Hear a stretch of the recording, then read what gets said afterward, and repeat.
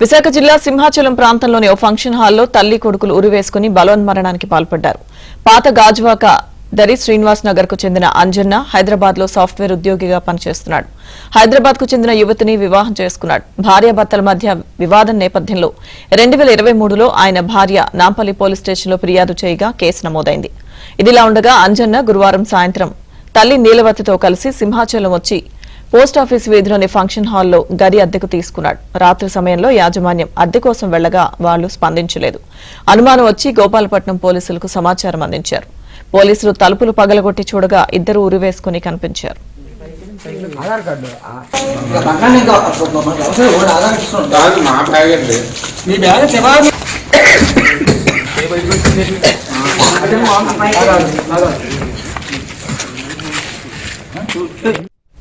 గాజువాకలో ఘటనకు సంబంధించిన పూర్తి సమాచారం మా ప్రతినిధి సతీష్ అందిస్తారు. సతీష్, లక్ష్మీదుర్గ విశాఖలో సింహాచల ప్రాంతంలో ఉదయాన్నే విషాదం చోటుంది. తల్లి కొడుకులు ఆత్మహత్య చేసుకున్న ఘటన విశాఖలో కలవరం రేపింది. అయితే పోలీసులు ఆ సమాచారం అందుకున్న వెంటనే ఘటనా స్థలానికి చేరుకున్నారు.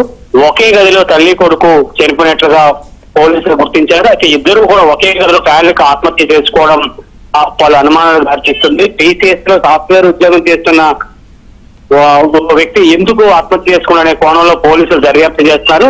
అంతేకాకుండా తల్లి 59 సంవత్సరాలు, కొడుకు 39 సంవత్సరాలు, సాఫ్ట్వేర్ టీసీఎస్ కంపెనీలో సాఫ్ట్వేర్ ఉద్యోగం చేస్తున్న వ్యక్తి ఆత్మహత్య చేసుకోవడంపై అనుమానాలు వ్యక్తమవుతాయి. అయితే దీని కుటుంబ సభ్యుల మధ్య ఏర్పడిన వివాదమే ఈ ఆత్మహత్య కారణమా లేక మరేదైనా కారణాలు ఉన్నాయన్న కోణంలో పోలీసులు దర్యాప్తు చేస్తున్నారు.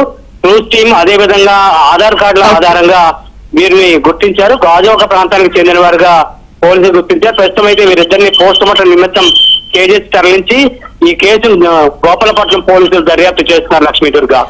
Okay Satish, thank you.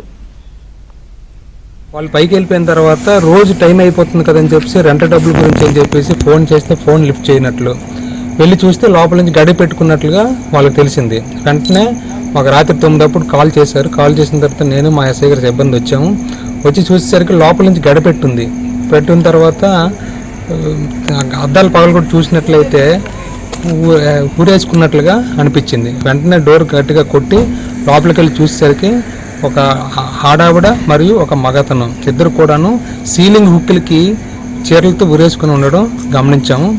గమనించిన తర్వాత వాళ్ళ ఆధార్ కార్డులు అవి చూసినట్లయితే వాళ్ళది ఓల్డ్ గాజువాక విశాఖపట్నం చెందిన వారుగా గుర్తించడం జరిగింది.